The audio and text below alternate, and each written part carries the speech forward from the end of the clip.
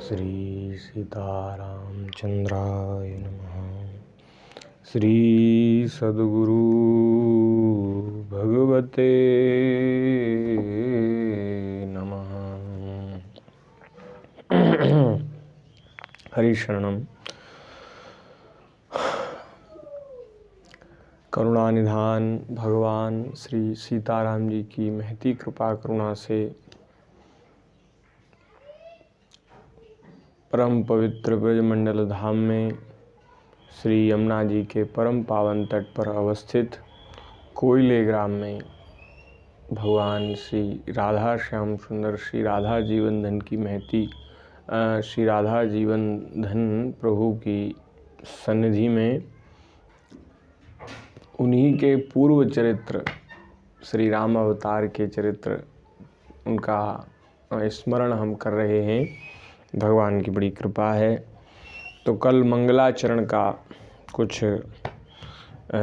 चिंतन किया गया। आज वहाँ से आगे श्री सद्गुरुदेव भगवान की वंदना गोस्वामी जी महाराज की बड़ी सुंदर वंदना है। रामचरितमानस में जो गुरु वंदना है अद्भुत वंदना है। गोस्वामी जी महाराज कहते हैं कि श्री सद्गुरुदेव भगवान भले ही वे मनुष्य रूप में हैं लेकिन वे साक्षात श्री हरि हैं। भगवान ही मनुष्य रूप में हम सबको कृतार्थ करने के लिए गुरु रूप में गुरु बन करके आए हैं। अपनी प्राप्ति करवाने के लिए स्वयं श्री हरि ही गुरु रूप में अवतरित हुए हैं, प्रकट हुए हैं। एक हमारे श्री हरे राम बाबा का बड़ा सुंदर पद है कि आते न वह परमेश जो गुरुदेव के आकार में, रहता अंधेरा ही अंधेरा मोह का संसार में। हमारे महाराज जी गुरुदेव भगवान बड़ा सुंदर गाते हैं इस पद को। ये श्री हरे राम बाबा का बड़ा सुंदर पद है।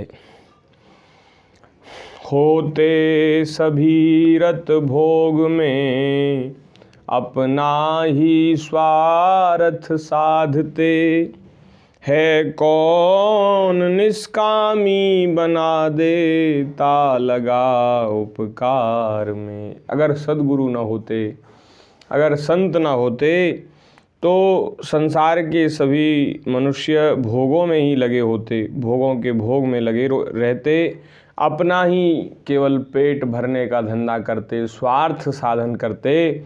वे परोपकार की भावना उनमें नहीं होती। ऐसा कौन है गुरुदेव भगवान के बिना, संतों के बिना, जो जीव को निष्कामी बनाकर परोपकार में लगा देता। अंतःकरण तमनास हित निज वचन किरण प्रकाश के, है इस तरह से कौन लगता जीव के उद्धार में। अंतःकरण के अंधकार को, अज्ञान अंधकार का नाश कौन अपने वचन रूपी सूर्य की किरणों से करता। ऐसा कौन है जो जीवों के उद्धार में इस प्रकार से लगता। गुरुदेव के चरणारविंदों की शरण जब तक न ली, दिन जिंदगी के इस तरह कितने गए बेकार में। जब तक गुरुदेव भगवान के चरण कमलों की सन्निधि, गुरु चरणों की शरणागति जब तक जीव स्वीकार नहीं करता, तब तक इसी प्रकार न जाने कितने जन्म हम सब लोगों के व्यर्थ चले जाते हैं, बेकार हो जाते हैं। कितने दिन हम लोगों के इस तरह बेकार हो गए, कितने जन्म बेकार हो गए और कितने दिन इस जीवन के भी बिगड़ गए बिना गुरु चरणों की शरण लिए। वे हैं गुरु हैं दयालु दीन वत्सल, राम संशय छोड़ दे। श्री हरे राम बाबा अपने नाम की वो लगाते हैं राम। गुरु हैं दयालु दीन वत्सल, राम संशय छोड़ दे, तेरा भला हो जाएगा तू रह पड़ा दरबार में। तेरा भला हो जाएगा, तू रह पड़ा दरबार। गुरुदेव बड़े दयालु हैं, दीन बंधु हैं। अरे जीव, श्री हरे राम बाबा कहते हैं, अरे जीव तू संदेह छोड़ दे, तेरा जरूर निश्चित रूप से कल्याण हो जाएगा। तू इनके चरणों में पड़ा रहे, इनकी शरण ग्रहण करके तू यहाँ पड़ा रहे, निश्चित रूप से तेरा कल्याण हो जाएगा, तेरी बात बन जाएगी। तो गुरु जो हैं साक्षात भगवान हैं, भगवान ही गुरु रूप में हम सब पर कृपा करने के लिए, भव समुद्र से तारने के लिए आए हैं। तो गुरुदेव भगवान के जो स्वरूप है उसको समझना चाहिए और उसमें भगवत बुद्धि करके, भगवत भाव करके गुरुदेव भगवान का सदैव आदर करना चाहिए, उनमें श्रद्धा करनी चाहिए। गोस्वामी जी महाराज गुरुदेव भगवान के चरण कमल की चरणों की रज की वंदना कर रहे हैं। बंदं गुरुपद पदुम परागा, सुरुचि सुबास सरस अनुरागा। अमीय मूरी में चूरन चारु, समन सकल भवरुज परिवारु। गुरुदेव भगवान की चरणों की रज, बोले ये अमर मूल की रज है, ये संजीवनी चूर्ण है, अमर मूल का सुंदर चूर्ण है, संजीवनी चूर्ण है, जो संपूर्ण भव रोगों के परिवार को नाश कर देता है। जो भव रोग हमें लगा हुआ है, ये भव रोग का सर्वथा नाश करने वाला जो चूर्ण है वही भगवान गुरुदेव भगवान के चरणों की रज है। श्री सद्गुरुदेव भगवान के चरणार बिंद के नख की जो नखमणि की जो ज्योति है वो महाराज अद्भुत है। उसका ध्यान कर लेने से साधक के हृदय का अज्ञान अंधकार नष्ट हो जाता है और दिव्य दृष्टि हृदय में प्रकट हो जाती है। बड़े भाग्यशाली जो जीव हैं उनके हृदय में ऐसी गुरुदेव भगवान के चरण नख की ज्योति सदैव विराजती रहती है। उससे हृदय के जो निर्मल नेत्र हैं, ज्ञान के जो विवेक के जो नेत्र हैं वे खुल जाते हैं और संसार रूपी रात्रि के दोष दुख मिट जाते हैं। ऐसी सुंदर श्री सद्गुरुदेव भगवान के चरण नख की ज्योति है। उससे भगवान श्री राम जी के चरित्र रूपी मणि और माणिक्य जो जहाँ कहीं गुप्त और प्रकट रूप से विराजमान हैं वे सब दिखाई देने लग जाते हैं। जैसे सिद्धांजन को नेत्रों में लगाकर पर्वतों के अंदर बहुत सी हीरे मोती की खानें देख लेते हैं, उसी प्रकार ये गुरुदेव के चरण नख की जो ज्योति है उसका हृदय में प्रकाश जब होता है तो वेद पुराणों में, ग्रंथों में जहाँ जहाँ भगवान के गुण रूपी जो मणियाँ हैं वे सब साधक के हृदय में प्रकट हो जाती हैं। भगवान का स्वभाव प्रकट हो जाता है और नारायण भगवान का स्वभाव जब प्रकट होता है तो श्री ठाकुर जी में प्रीति हो जाती है।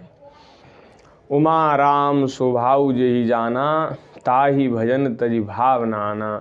जिन्होंने भगवान का स्वभाव जान लिया उन्हें फिर भजन को छोड़कर दूसरी बात अच्छी नहीं लगेगी। हम चाहते हैं भजन करना लेकिन फिर भी भजन नहीं कर पाते क्योंकि सच्ची लगन हमारे भीतर नहीं है, सच्ची चाह हमारी नहीं है। और ये इसलिए है कि भगवान का स्वभाव हमने नहीं जाना। अस स्वभाव कहूँ सुनऊँ न देखूँ, केहि खगेश रघुपति तुम देखूँ। भगवान का जो सुंदर स्वभाव है ऐसा स्वभाव कहीं न देखने में आता है न कहीं सुनने में आता है। श्री रामचंद्र जी के, श्री रघुनाथ जी के समान संसार में है कौन। तो ऐसे भगवान परम दयालु परम कृपालु श्री ठाकुर जी करुणा निधान। तो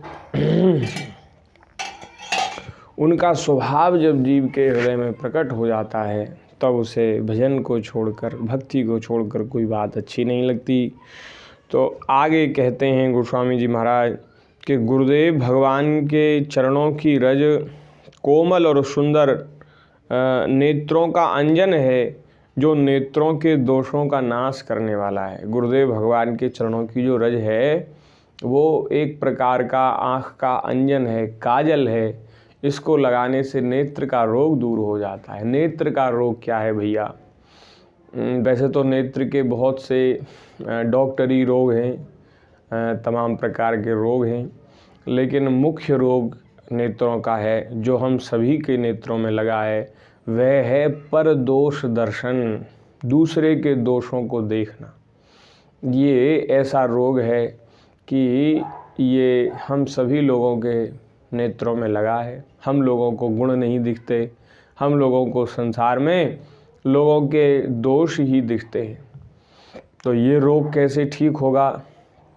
कहते हैं कि गुरुदेव भगवान के चरणों की जो श्रद्धा है, गुरुदेव भगवान के चरणों में जो प्रेम है, उसी से ये रोग दूर होगा।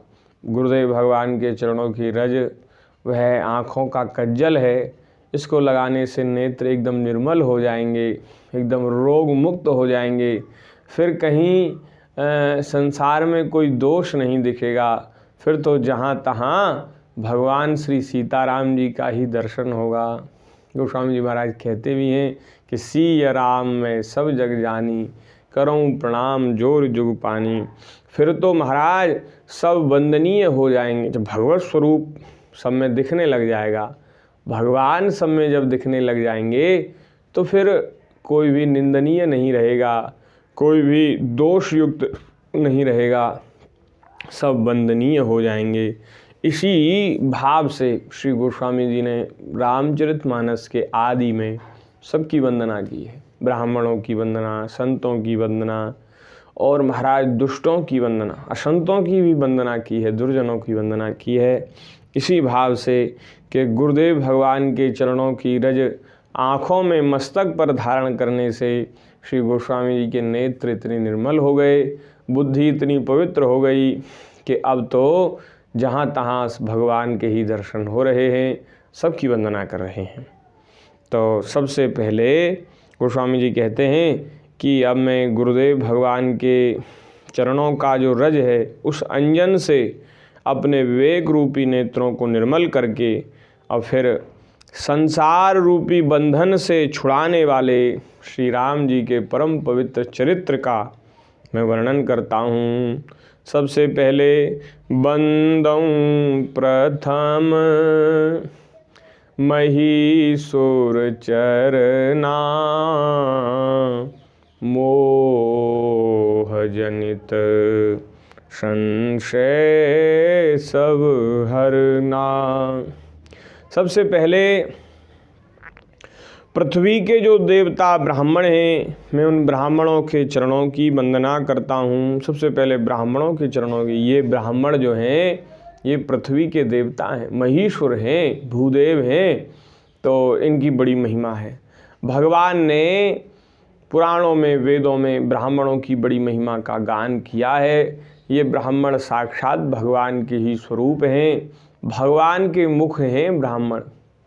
इसीलिए ब्राह्मण भोजन की बड़ी महिमा है। ब्राह्मणों को जिमाने की, खिलाने पिलाने की बहुत महिमा है, क्योंकि भगवान का मुख है ब्राह्मण। भगवान के दो मुख हैं, एक अग्नि और एक ब्राह्मण। अग्नि और ब्राह्मण वस्तुतः एक ही हैं। तो अग्नि में होम करने से भी भगवान की तृप्ति होती है, और ब्राह्मणों के पेट में हवन करने पर भी बढ़िया सुंदर खीर, मालपुआ, पूड़ी, कचौड़ी, रसगुल्ला, राजभोग, ये सब ब्राह्मणों को निवेदित करने से भी भगवान की तृप्ति होती है। ब्राह्मणों की बड़ी महिमा है। ब्राह्मण, भगवान स्वयं ब्राह्मण भक्त हैं, ब्राह्मणों में श्रद्धा करते हैं, और जो भगवान के भक्त हैं वे भी ब्राह्मण भक्त होते हैं, वे भी ब्राह्मणों में श्रद्धा करने वाले होते हैं। हमारे गुरुदेव भगवान ने तो एक बार ये बात कही थी कि जिनकी ब्राह्मणों में प्रीति नहीं है जिनकी ब्राह्मणों में श्रद्धा नहीं है वे नाटक भले ही कितना भी कर लें, उनकी वस्तुतः भगवान में भी प्रीति नहीं हो सकती। गौ और ब्राह्मण इनमें जिनका प्रेम नहीं है उनका भगवान में भी प्रेम नहीं हो सकता। इसलिए ब्राह्मणों की बड़ी भारी महिमा है। गोस्वामी जी महाराज मानो एक सिद्धांत प्रस्तुत कर रहे हैं कि भैया भगवान की प्राप्ति के मार्ग पर यदि चलना चाहते हो तो सबसे पहले ब्राह्मणों में श्रद्धा करो।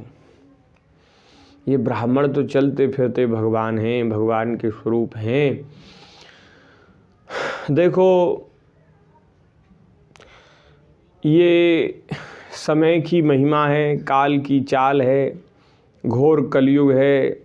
कलयुग के कारण जहाँ तहाँ हमें अनेक प्रकार के दोष दिखाई पड़ते हैं और वे दोष हमने अभी कहा, वे दोष अपनी नज़र, अपनी जो दृष्टि है उसका रोग है।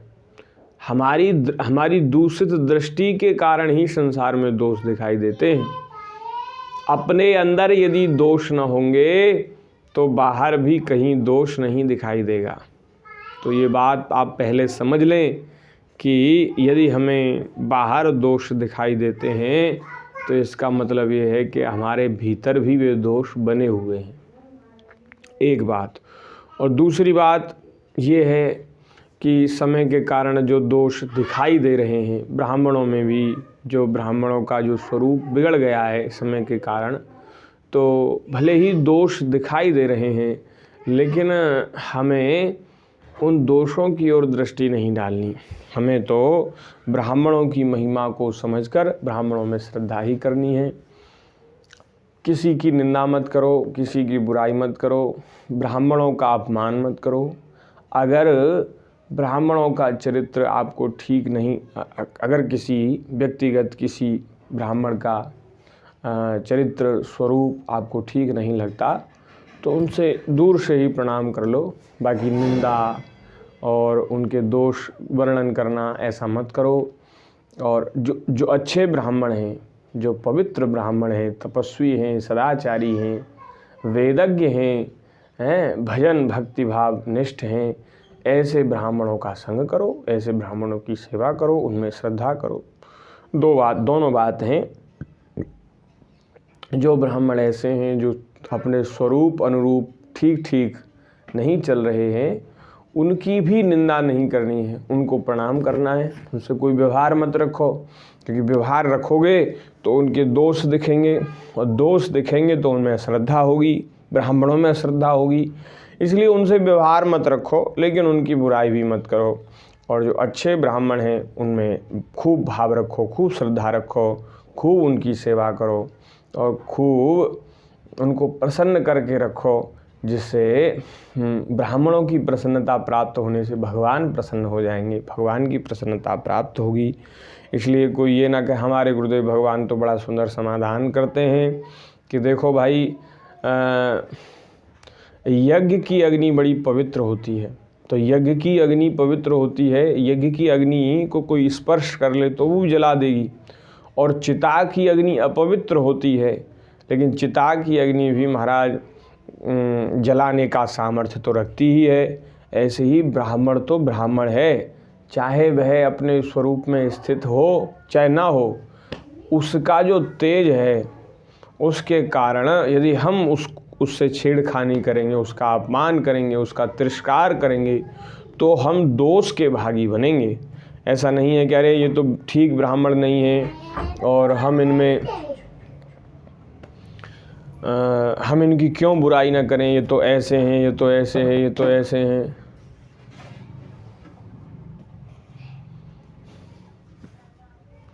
तो उनकी भी बुराई नहीं करनी, यही निवेदन है। गोस्वामी जी महाराज ब्राह्मणों की वंदना कर रहे हैं। बंदों प्रथम मही सुर चरना में सबसे पहले ब्राह्मणों के चरणों की वंदना करता हूँ, जो अज्ञान को एवं समस्त सब प्रकार के संदेहों को दूर करने वाले हैं। ऐसे ब्राह्मणों की वंदना। तत्पश्चात संतों की, संत समाज की वंदना कर रहे हैं। सुजन समाज सकल गुण खानी, करऊं प्रणाम सुप्रेम सुवानी। संत समाज को मैं प्रेम सहित प्रणाम करता हूँ। साधु चरित शुभ चरित कपासु, निरस विशद गुण में फल जासु। जो सही दुख परिछिद्र दुरावा, बंदनीय जहि जग जस पावा। साधु चरित शुभ चरित कपासु, साधुओं का जीवन कपास की तरह होता है, जिसका फल नीरस विशद और गुणमय होता है। कपास की जो डोरी है वो नीरस होती है।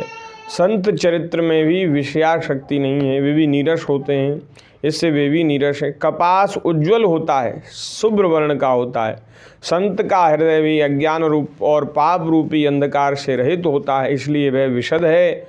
और कपास में गुण होते हैं, तंतु होते हैं, उसी प्रकार संत का चरित्र भी सद्गुणों का भंडार होता है, इसलिए वह गुण में है। कपास का धागा सुई के किए हुए छेद को अपना तन देकर ढक देता है। कपास जैसे लोड़े जाने, काते जाने और बुने जाने का कष्ट सहकर भी वस्त्र के रूप में परिणत होकर दूसरों के गोपनीय स्थानों को ढकता है, उसी प्रकार संत स्वयं दुख सहकर भी दूसरे के दोषों को ढकते हैं, दूसरे के छिद्रों को ढकते हैं, जिसके कारण संसार में वंदनीय होते हैं, यश को प्राप्त होते हैं। संत समाज मंगल में है, आनंद में है। कैसा है? बोले चलता फिरता तीर्थराज है। संतों का जो समाज है, समूह है, वह संसार में चलता फिरता तीर्थराज है। मुद मंगल में संत समाजू, जो जग जंगम तीर्थ राजू। चलता फिरता, जैसे प्रयाग में, तीर्थराज प्रयाग में मनुष्य स्नान करता है तो वह सभी प्रकार के पाप ताप से मुक्त हो जाता है, उसी प्रकार ये संत समाज चलता फिरता प्रयाग है। महाराज, इसमें सत्संग जो करता है, इस संत समाज रूपी प्रयाग में जो अवगाहन करता है, इसका रसास्वादन जो करता है, वह सभी प्रकार के पाप ताप से मुक्त हो जाता है और चारों प्रकार के फल, धर्म अर्थ काम मोक्ष वह प्राप्त कर लेता है। और इसमें स्नान करने का फल तत्काल देखने को मिलता है। आप प्रयाग में स्नान करो तो प्रयाग में स्नान करने की महिमा तो बहुत है, लेकिन तत्काल कोई प्रभाव वहाँ दिखता नहीं है। लेकिन यदि आप सत्संग करो, संत समाज रूपी प्रयाग में डुबकी लगाओ, तो उसका फल तुरंत देखने में आता है। क्या होता है? मज्जन फल पेखिय तत्काला, काक होई पिक बकऊ मराला।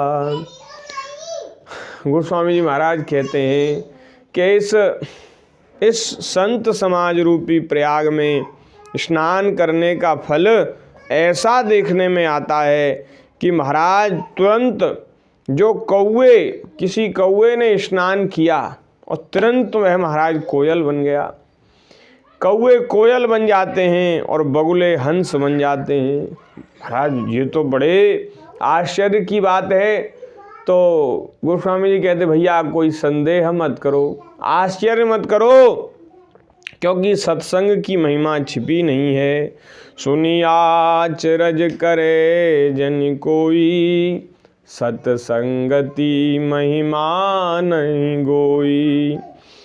कहते हैं वाल्मीकि जी, नारद जी और अगस्त जी ने अपने अपने मुखों से वे किस प्रकार कैसे थे और सत्संग करके तीर्थराज संत समाज रूपी प्रयाग में स्नान करके वे कैसे हो गए। वाल्मीकि जी पहले व्याध थे महाराज, जंगल में राहगीरों को लूटते थे, लेकिन सत्संग मिल गया। कोई संत आए और उन संतों ने इनको कुछ उपदेश करके सदमार्ग दिखा दिया, भगवान की भक्ति का मार्ग दिखा दिया, राम नाम का उपदेश किया। ऐसे महाराज पाप युक्त थे कि राम का नाम, श्री राम नाम भी उच्चारण नहीं कर पाए। कितना सरल है राम नाम, वह राम नाम भी उच्चारण नहीं कर पाए।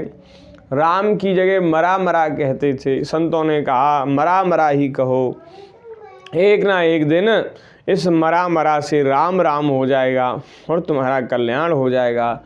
तो वे वाल्मीकि जी जो राहगीरों को लूटते थे, राहजनी करते थे, वे महाराज संत संग के कारण, संतों के संग के कारण कैसे बन गए हैं। श्री वाल्मीकि जी ने भगवान नाम का आश्रय लिया, सत्संग उनको प्राप्त हो गया, तो वे ब्रह्म के समान पूजनीय हो गए, ब्रह्मा जी के समान पूजनीय हो गए। ऐसे वाल्मीकि जी, नारद जी ने अपना चरित्र श्रीमद् भागवत में स्वयं भगवान व्यास जी को सुनाया है। नारद जी ने बताया कि हे व्यास जी, मैं पूर्व जन्म में दासी पुत्र था। एक जो घरों में जो सेवा करती है, ऐसी एक दासी का मैं पुत्र था। सौभाग्य से एक बार, नारद जी कहते, सौभाग्य से एक बार हमारी माता जी को किन्हीं संतों की सेवा प्राप्त हो गई। वे संत किसी गांव में चातुर्मास कर रहे थे, तो वहाँ गांव में ही हम रहते थे, तो उनकी सेवा करने का सौभाग्य हमें मिल गया। 4 महीने सत्संग प्राप्त हो गया, संतों का संग मिल गया। उनके मुख से निकलने वाले वचनामृत को सुना और उनके अधरामृत प्रसाद को पाया, उच्छिष्ट प्रसाद को पाया। उससे महाराज अंतःकरण पवित्र हो गया, मलिनता दूर हो गई और भगवान में बुद्धि लग गई। फिर अगले जन्म में मैं ब्रह्मा जी का पुत्र हो गया, ब्रह्मा जी का मानस पुत्र हो गया। तो ऐसे श्री नारद जी महाराज वे भी सत्संग की महिमा का गान कर रहे हैं कि ये सत्संग से हुआ, कहाँ तो मैं दासी पुत्र था और कहाँ आज ब्रह्मा जी का पुत्र हो गया। वाल्मीकि जी उन्होंने भी सत्संग की महिमा का गान किया, नारद जी उन्होंने भी किया, और अगस्त्य जी महाराज उन्होंने भी सत्संग की महिमा का गान किया। श्री गोस्वामी जी महाराज कहते हैं कि 3 प्रकार के जीव हैं। एक तो जो जल में रहते हैं वे, एक जो जमीन पर चलते हैं, जमीन पर रहते हैं वे, और एक वायु नभचारी जो होते हैं वे, वायु में रहने वाले। 3 प्रकार के जीव जो भी जड़ चेतन संसार में हैं, जड़ चेतन जीव इस संसार में हैं, उन्होंने जिस किसी भी प्रकार से बुद्धि, सद्बुद्धि, कीर्ति, सद्गति, विभूति और भलाई पाई है संसार में, बोले वह सब सत्संग का प्रभाव है। संसार में किसी को भी यदि अच्छी बुद्धि मिली है, यदि किसी को ऐश्वर्य मिला है, किसी को अच्छी बुद्धि मिली, किसी को अच्छी गति मिली, किसी को ऐश्वर्य मिला, किसी को भलाई मिली, तो वह सत्संग का प्रभाव उसे समझना चाहिए। संसार में जिस किसी को कुछ भी अच्छा प्राप्त हुआ है वह सब सत्संग के प्रभाव से हुआ है। उस व्यक्ति ने कुछ न कुछ सत्संग या तो इस जन्म में अथवा तो पिछले जन्म में किया होगा, तभी उसको अच्छी बुद्धि मिली है। भाई आप बुरे लोगों के साथ बैठो, दुष्टों के साथ बैठो, दुष्टों की सी बुद्धि हो जाएगी। यदि संतों के, सज्जनों के पास बैठोगे तो ही सज्जनों की सी बुद्धि प्राप्त होगी। कीर्ति भी नष्ट हो जाएगी। दुर्जनों के साथ बैठने पर कीर्ति भी नष्ट हो जाती है, बुरे लोगों के साथ बैठो तो बुराई होने लग जाती है। और महाराज धन संपत्ति भी नष्ट हो जाती है। दोषों के कारण, दुर्गुणों के कारण धन संपत्ति भी नहीं टिकती, बुद्धि नष्ट हो जाती, कीर्ति नष्ट हो जाती, ऐश्वर्य नष्ट हो जाता, और सद्गति जो आगे के लोकों में जो गति मिलने वाली है, परलोक में जो गति होने वाली, वह भी नष्ट हो जाती है। भैया बुरे काम करोगे, दुर्जनों दुष्टों के साथ रहोगे तो सद्गति तो हो ही कैसी सकती है। तो संसार में जो भी सद्गति, कीर्ति, बुद्धि, विभूति, भलाई जिस किसी को मिलती है वह सत्संग का ही प्रभाव है। वह उसकी प्राप्ति का उपाय न संसार में कोई दूसरा है, न वेदों में कोई दूसरा है। सो जानव सत्संग प्रभाऊ, मति कीरति गति भूति भलाई। जब जेहि जतन जहाँ जेहि पाई, सो जानव सत्संग प्रभाऊ। लो कहूँ वेद नानु पाऊ। इसकी प्राप्ति का संसार में और कोई दूसरा उपाय नहीं है। बिनु सत्संग विवेक न होई, राम कृपा बिनु सुलभ न सोई। बिना संतों के संग के विवेक नहीं होता और वह सत्संग राम जी की कृपा के बिना मिलता नहीं है। भैया संसार में सत्संगति ही आनंद और कल्याण की जड़ है। जितने भी साधन हम करते हैं उन सभी साधनों का जो फल है वह सत्संग है। सभी साधनों का फल सत्संग है। सत्संग पाकर के दुष्ट भी सुधर जाते हैं। जैसे पारस का स्पर्श पाकर के लोहा स्वर्ण बन जाता है, ऐसे ही सत्संग प्राप्त करके दुष्ट भी सुधर जाते हैं। और यदि विधाता के प्रभाव से, विधाता के वश होकर कभी संत दुष्टों के साथ पड़ जाते हैं, दुष्टों के संग में पड़ जाते हैं, तब भी वे अपने स्वभाव का ही अनुसरण करते हैं। वे उन दोषों को ग्रहण नहीं करते। संतों की महिमा का हम क्या गान करें। गोस्वामी जी महाराज कहते हैं, ब्रह्मा जी, विष्णु भगवान, शंकर जी भी संतों की महिमा का गान करने में उनकी भी बुद्धि सकुचाती है, उनकी भी वाणी सकुचाती है। बोले वह संतों की महिमा में कैसे कह सकता हूँ। जैसे कोई बहुमूल्य मणि को किसी सब्जी बेचने वाले, साग बेचने वाले के पास ले जाकर पूछा जाए कि भाई तुम जानते हो इसका क्या मूल्य हो सकता है। तो जैसे साग बेचने वाला, सब्जी बेचने वाला मणि के मूल्य को ठीक नहीं बता सकता, उसी प्रकार गोस्वामी जी कहते हैं, जब ब्रह्मा जी, शंकर जी, विष्णु भगवान संतों की महिमा का गान नहीं कर सकते, विधि हरि हर कवि को विद्वानी, कहत साधु महिमा सकुचानी, उनकी भी वाणी सकुचा जाती है संतों की महिमा का गान करने पर। बोले वह मैं कैसे कह सकता हूँ, वह मुझसे नहीं कही जाती। सो मोसन कही जात न कैसे, साक बनिक मणि गुण गन जैसे। वह ऐसे संतों को मैं बार बार प्रणाम करता हूँ। बंदौ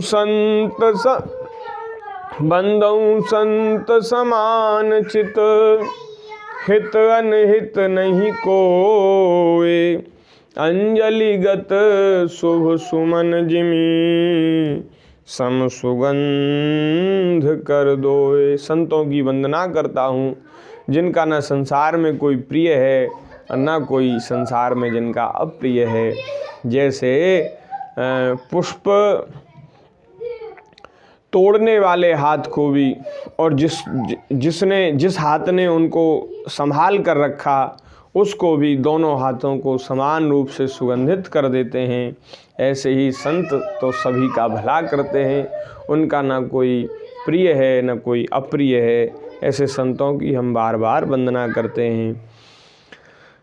संत जन सरल चित्त वाले होते हैं, तो ऐसे संत जन जो जगत के हितकारी हैं, उनके ऐसे स्वभाव और स्नेह को जानकर मैं उनसे बार बार प्रार्थना करता हूँ और उनकी वंदना करता हूँ।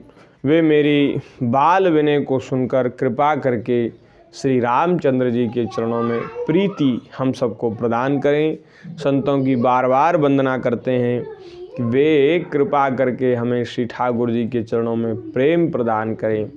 ऐसी वंदना के साथ आप सभी को जय सिया राम, राधे श्याम। आगे का सत्संग फिर भगवान की कृपा से बोलिए भक्तवत्सल भगवान की जय। जय जय।